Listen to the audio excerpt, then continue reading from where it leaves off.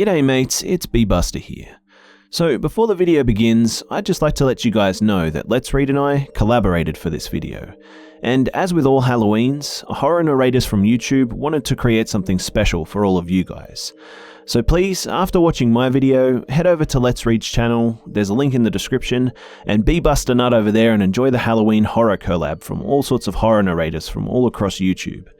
I hope you guys have a great Halloween and that our stories can add a little extra spookiness to the night, and without further ado, let's begin.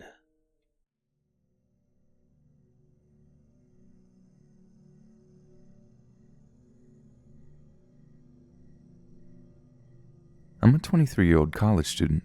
I've never been a big believer in the paranormal, even as a kid.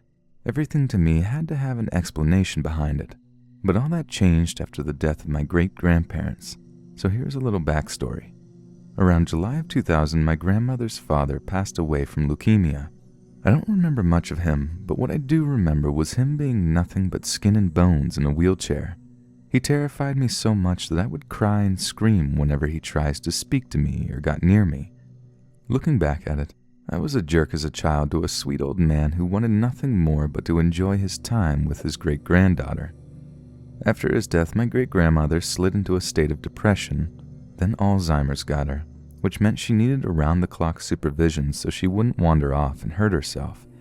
If only we knew that would have been her downfall. In March of 2007, my grandmother received a phone call from our family in Mexico. Her mother was being rushed to the hospital after suffering a terrible fall, and the doctors believed she wouldn't survive the operation. Before I knew it, my grandmother, my mother, and sister won the next plane to Mexico. Then a week later, my father, brother, and I, along with my grandmother's sister, joined them. I won't give the details of the funeral since it was a painful event to remember. All I have to say is that is no way for a woman like her to go. The next day, I got food poisoning along with a high fever and body aches. It was to the point where I wasn't able to move, so I stayed home alone while my family went to visit a family friend who lived in the next town over. After waking up around 2 in the afternoon from a short nap on my aunt's sofa, I struggled to get up and headed downstairs to the kitchen, which was on my grandmother's part of the house. Once there, I began to gather things to make a bowl of cereal. I sat down, and it was then when I heard a faint static noise coming through the door that led to the living room.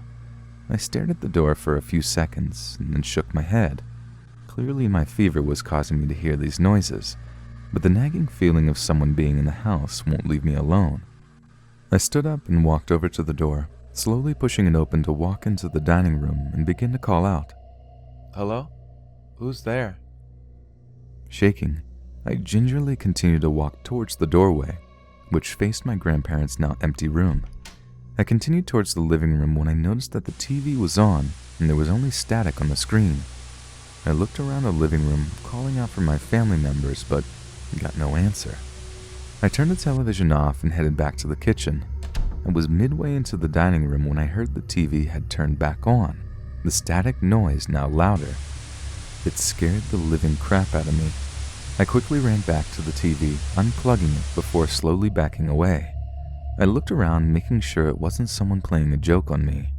Once I was back in the kitchen, I continued to make myself a bowl of cereal when a loud static scream came from the living room.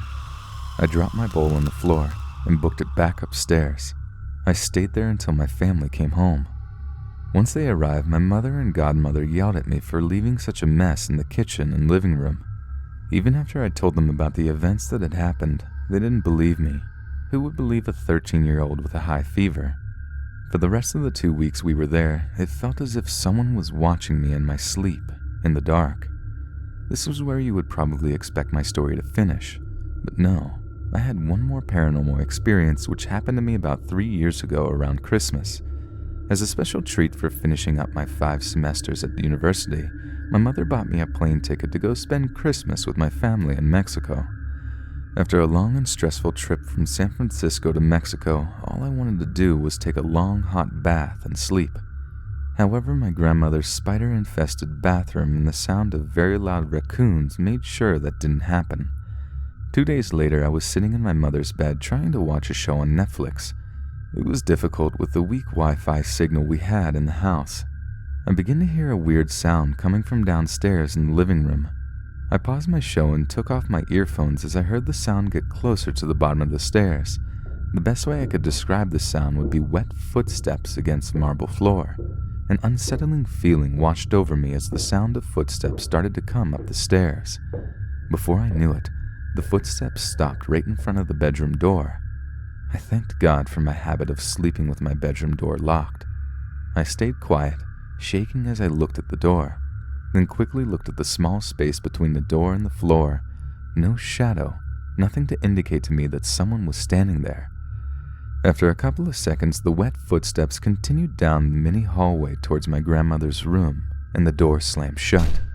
Like a 4-year-old kid, I hid under the covers all night, listening and flinching at every little sound and creak. The next morning during breakfast, my godmother noticed I looked exhausted as I poked at my breakfast. I looked at her as I debated on whether or not to tell her what had happened the night before, but shrugged it off and told her it was nothing. After a long day of being dragged around by my uncle and godmother, I had no problem falling asleep that night. It wasn't until a couple of minutes later after falling asleep when the feeling of someone sitting on the edge of the bed woke me up. A cold shiver went up my spine as I laid there frozen in fear. I was alone in the house, and there was no one else but me. I didn't move, not wanting to let whoever was there to know I was awake and scared out of my mind. I don't know how I managed to go back to sleep with whatever was sitting on the bed, because the next morning I awoke to my twin brother jumping on top of me. I'm still not a full believer of the paranormal, but after those experiences, I'm slowly starting to believe that there might be something else walking among us.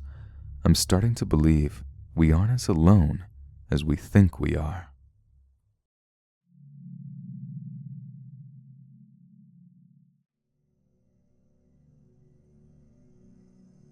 I don't like going into it because I believe talking about them attracts them. So, if anyone wants to know my experience, this is going to be the last time I talk about it. Also, it's night here, so if I don't respond, it's because I'm absolutely terrified of talking about them. Not that I'm ignoring you. So, I was home alone on Thanksgiving 2015, evening time, and heard some knocking. Being in a festive and playful spirit, I opened the door without looking and automatically felt a deep sense of regret, sort of like literal oh shit moment. I didn't know where it was coming from until I started actively trying to place what was wrong with the situation. And that's when I realized that these kids before me didn't have any whites in their eyes. For a few seconds, I thought, isn't Halloween over? And was confused until the oldest boy made eye contact with me. And that's when, literally, I felt like I was staring death in the face. They wanted to come in, and the way they spoke made it seem like they knew what I was thinking and were actively mocking my helplessness. I slammed the door on them, turned on all my lights and started watching TV while they stood outside, and they would occasionally knock, just standing there. The strange thing is that I lost a good 6 hours of time because I don't even remember when I fell asleep or what I was last watching. I do remember when I first sat down because Gabriel Iglesias was playing, but after that, I don't remember anything. When I woke up, it was 2 a.m. and the lights were all off, and there was static on the TV. I have a dish network, and there were no power outages in my area, and I don't get static, even if the dish were to go out. I'd get channel listed as HDMI in a black screen, or it would be the introduction screen, where it would show two people talking about the features of the dish network. Also, if the lights went out, they would come back on. I had to literally switch the lights on and off a few times for it to work, and no one was home with me. After that, I would occasionally see them outside, and every time it would be pin drop silence, and my lights would occasionally go out, or something would lose power like my dish. One time, my phone was at 63% and it dropped to 1% in 5 minutes. Well, after a few months of being afraid of every knock, I decided to call an imam to bless the house. I also saged the house and brought a lot of different surahs, or psalms, to put in every room, including the bathrooms. Since then, the visits have stopped. However, a few months after that, I remember hearing a blood-curdling scream and a banging on my front door. I looked through the peephole and I saw nothing. A few months ago, maybe 2 or so, my mum and I heard banging coming from the front door, and the same thing. No one was there. I don't know if it was them or something coming back or just kids playing a prank. All I know is that I'm really scared.